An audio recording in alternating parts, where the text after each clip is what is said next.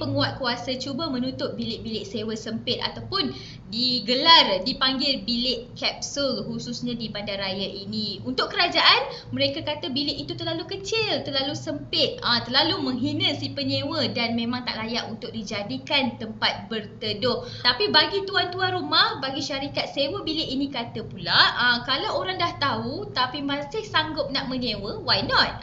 Ada demand, ada supply. Anda rasa macam mana? Mana yang betul? Anda di pihak yang mana? Jadi hari ni kita tanya sendiri dengan orang muda kita kan. Jadi nama diberi dekat sini Syed. Saya akan bersama-sama dengan kita untuk mengupas tentang show kita hari ini yang bertajuk Bilik Sewa Keranda. Okey Syed, mungkin sebelum kita tanya lebih lanjut dengan Syed, mungkin Syed nak perkenalkan diri sikit Syed, silakan. So nama saya Syed Abdul Majid Idrus bin Syed Noh dan saya pelajar tahun akhir di UiTM Puncak Alam. Course yang saya ambil ialah TESOL. Di kesempatan ni saya nak ucapkan terima kasih kepada Syed atas kesudian untuk bersama-sama dengan saya hari ini, petang ini, untuk kita sekadar berkongsi pendapat tentang isu yang berlega-lega di media sosial ni kan. Bilik sewa keranda lah, bilik sewa sempit lah, bilik sewa sangka burung lah, macam-macam bilik sewa yang orang cakap kan. Jadi kita tanya sendirilah dengan Syed kan.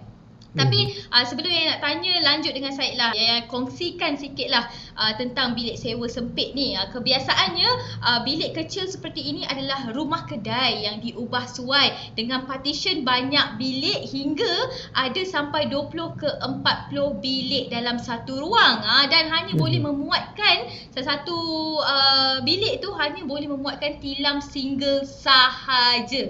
You all boleh bayangkan tak? First question lah yang nak tanya pada Syed kan. Kita tahulah trend bilik sewa sebesar sangka burung ini dah melambat-lambat daripada dulu lagi sebenarnya. Tetapi walaupun bilik macam sangka, tetapi sangka ini sangat murah. Dan kalau ada orang muda ataupun penyewa yang okey dan bersetuju untuk tinggal dalam sangka, kenapa penguat kuasa nak kacau? Pada pendapat Syed, macam mana Syed? Bilik kapsul ni atau bilik yang kecil ni, orang yang menyewa kat situ, of course mostly student, diorang bukan nak, diorang just rasa benda tu keperluan. Diorang mostly, saya akan generalize, but diorang terpaksa because that's the cheapest way, the cheapest solution. Sebab memang saya rasa 90%, saya boleh cakap like 90% at least, hanya sebab duit.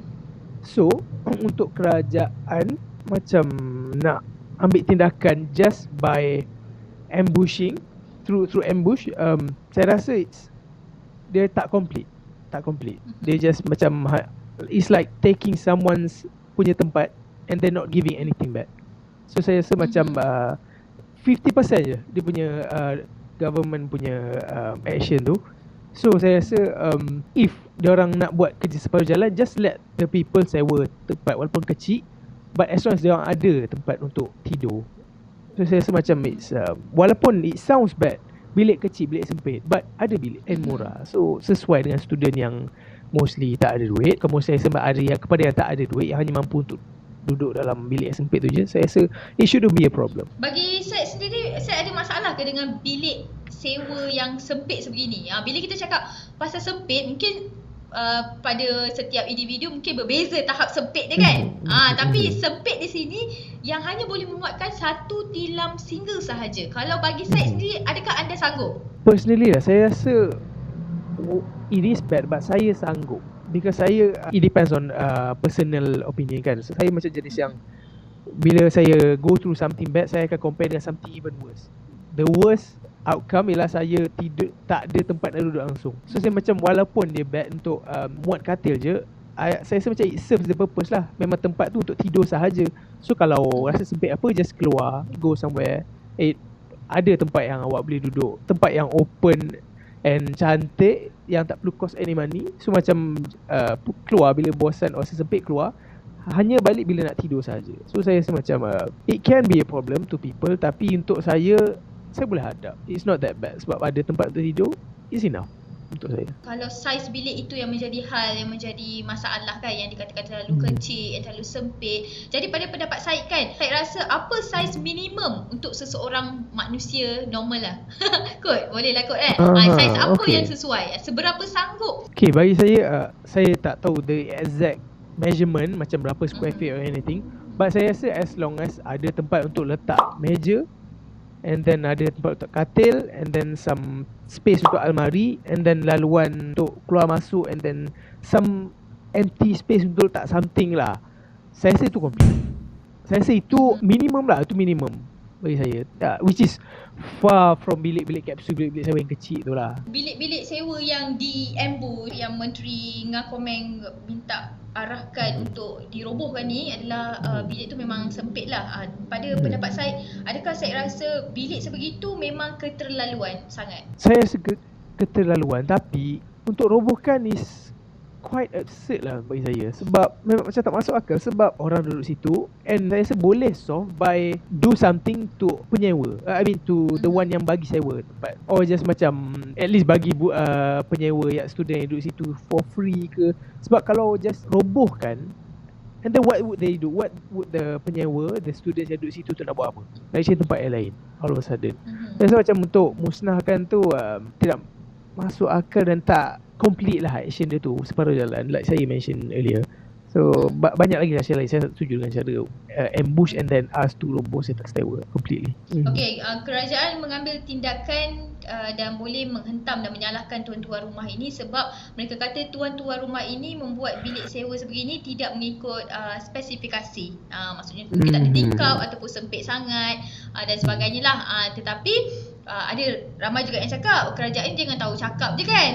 Sekurang-kurangnya kerajaan perlu selesaikan juga masalah orang muda yang nak cari bilik sewa tetapi mahal sangat. Seperti yang dikatakan oleh Syed di awal-awal tadi, itu je yang kita ada, itu je yang semampu kita untuk menyewakan. Bilik sempit itu dengan harga yang sebegitulah yang kita mampu. Jadi bila kerajaan dah mula merobohkan dan sebagainya tapi tak ada solution lain, itu yang buat orang marah. Jadi adakah Syed setuju kerajaan perlu berbuat sesuatu selain dari merobohkan yang sedia ada ni? Mungkin Syed ada idea-idea ke kerajaan patut buat apa? Saya rasa yang paling ambitious, paling cantik lah untuk government buat is provide tempat khas untuk students yang tak mampu, like yang terpaksa duduk bilik kecil tu.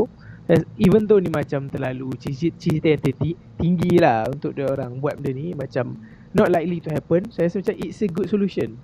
Kerajaan boleh je buat untuk benda tu. Okay, let's say diorang tak boleh, let's say diorang tak mampu, government tak mampu, tak boleh nak buat anything, tak mampu. Saya rasa they can begin with providing student duit untuk sewa saja per month. At least diorang boleh bantu even 200 only a month for students would be very helpful. 100 pun okay bagi saya. Macam kalau nak robohkan tu okay, acceptable if ada follow up. Minimum bagi duit. Okay, saya sebagai student kan, kalau nak menyewa bilik tu, berapa harga lah yang bersesuaian lah ataupun yang mampu lah untuk student bayar untuk bilik sewa? Berapa anggaran? Not more than 150 bagi saya. Not more than 150. Below 150 lah saya rasa. 150 paling mahal bagi saya. Sebab kalau nak compare dengan harga college, UiTM, if I'm not mistaken, harga dia almost 600. And kita orang duduk like 5 sem, so that's around 110, 100 something ke atas. But tak sampai 150. So kat luar tu we can it is safe to say that kat luar tu lagi mahal. So mahal-mahal pun saya rasa 150 dan ke bawah. Saya rasa 150 dan ke bawah tu okay lah, okay bagi saya, is okay. Saya rasa kan dengan lambakan bilik-bilik sewa yang sempit sebegini kan, adakah disebabkan tuan rumah yang mengambil kesempatan dalam kesempitan ataupun kerajaan yang busybody sangat? Saya rasa both. Betul, ambil kesempatan kesempitan. Dia nampak orang terpaksa, tak mampu, dia bagi bilik kecil, harga mahal. Betul. But also saya rasa, pendapat saya, kerajaan buat ni bukan, they are not worried about yang penyewa yang duduk bilik sempit. Dia orang tak senang duduk dengan penyewa yang buat duit senang. Buat duit easy money. Saya rasa dia orang hanya fikir tu. Dia tak fikir macam takkanlah budak-budak duduk bilik sempit macam ni. Kalau fikir macam tu, dia orang dah sedia rumah. Okay, dia orang roboh, come here, duduk rumah kat sini, selesa. If itu dia orang punya main concern. But dia orang duk sibuk nak robohkan je, and it stops there. Nampak sangat dia orang just tak senang. Dia orang buat duit yang senang, duit yang bagi bilik sempit and then bayar mahal. Dia orang just macam jealous in a way, dengki, I don't know. But dia orang just tak suka lah. Saya dengar yang cakap kerajaan nak buat tax untuk online transaction, bukan online transaction, macam online purchase macam tu, nampak tak? Sebab sebelum ni dah macam senang beli without tax, so kerajaan tak ada profit. So nampak tak? Kerajaan dia macam it's okay untuk orang buat apa as long as dia bayar tax, dia dapat benefit something from apa yang dia buat. So saya rasa macam a little bit of both.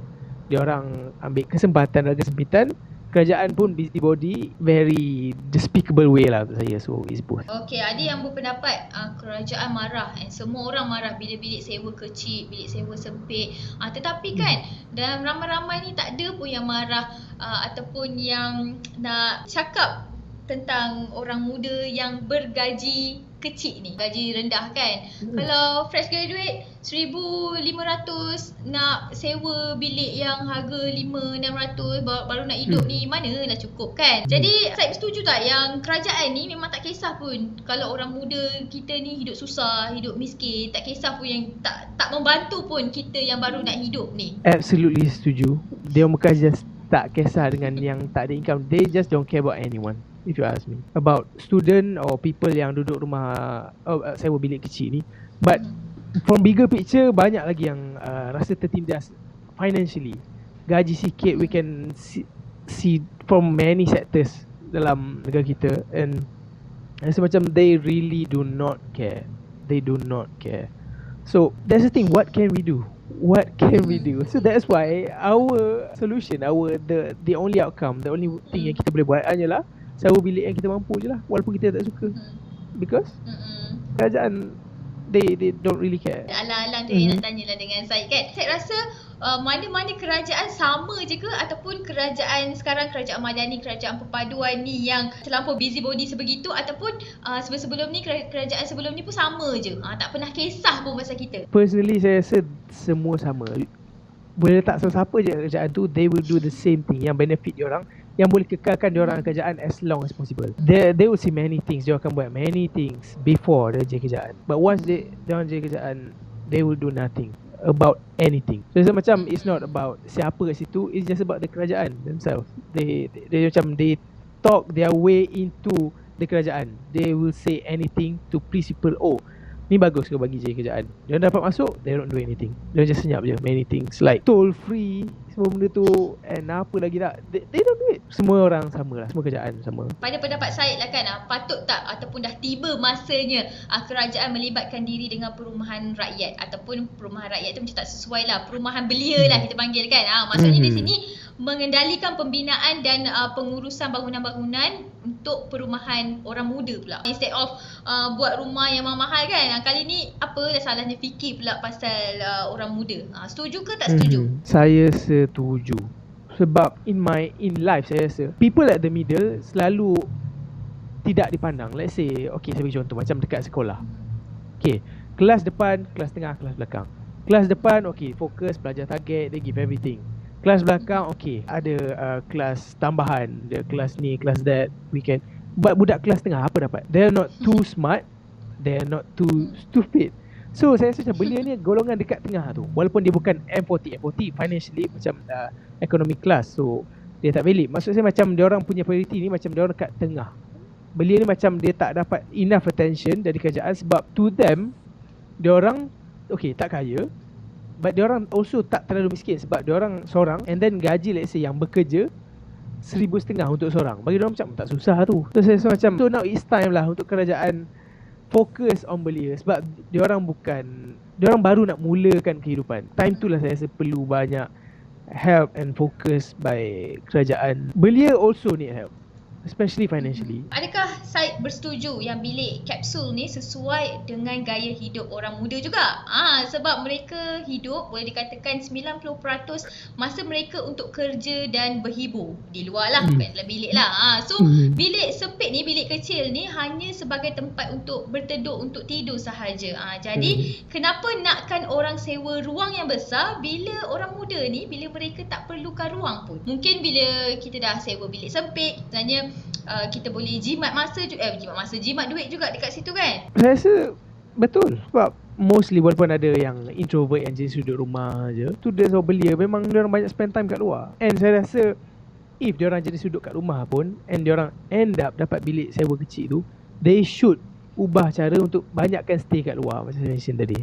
Sebab saya macam financially good. Betul, saya setuju yang gaya hidup belia ataupun student these days memang sesuai, walaupun teruk lah bilik tu kecil and sempit and all, but out of all people dia orang paling sesuai. Soalan terakhir Yaya untuk Syed lah kan, patut tak kerajaan campur tangan sikit lah? Mungkin kerajaan boleh pastikan tiada false advertising, tak ada penipuan dalam iklan. Saya rasa this is a very big thing, especially sekarang. It's all about beli online and all.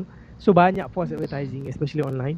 And saya rasa sekarang ni most people, saya rasa everyone, they depend on kuasa viral. Sebab macam if diorang kena scam or apa yang macam like I said, when anything goes bad, diorang akan buat report. Tapi saya rasa it only works kalau benda tu go viral. Viral kat Twitter, viral kat any social media. Okay, saya rasa mostly Twitter yang macam 20k retweets or above, confirm kerajaan will do something, because it already goes viral. So saya rasa macam that already shows yang kerajaan, they don't really do anything. Saya yakin sebab bina lah, I don't know, akta baru anything. Sebab false advertising ni benda common sekarang. Ramai sangat kena scam, kena tipu dengan iklan yang ditunjuk tu. And solely depend on viral, which means hanya depends on rakyat. Tunjuklah kerajaan don't really do anything. So kerajaan really should do something about that, bagi saya. Di ujung-ujung ni mungkin saya nak mungkin nak sampaikan sesuatu, nak mewakili kawan-kawan awak di luar sana yang baru nak cari bilik sewa ke. Pada sahabat-sahabat di luar sana yang nak menyewa, first ikut kemampuan, second at this stage of life, especially student, at this stage of life, sometimes kita ada two ways to live. First, to enjoy, second to survive. So saya rasa untuk students, mostly enjoy itu optional, survive. So cari tempat yang mampu dan boleh tidur dan selamat je lah. Untuk keselesaan tu letak last sekali. Okay, mampu dan keselamatan je. As long as dia selamat and cukup lah untuk dibayar tu, mampu dibayar, just take it. Survive untuk berapa lama jadi student. Try to look on the positive side. Tengoklah, oh at least aku ada rumah, at least aku ada rumah yang selamat, mampu bayar. Ramai lagi yang tak jumpa rumah.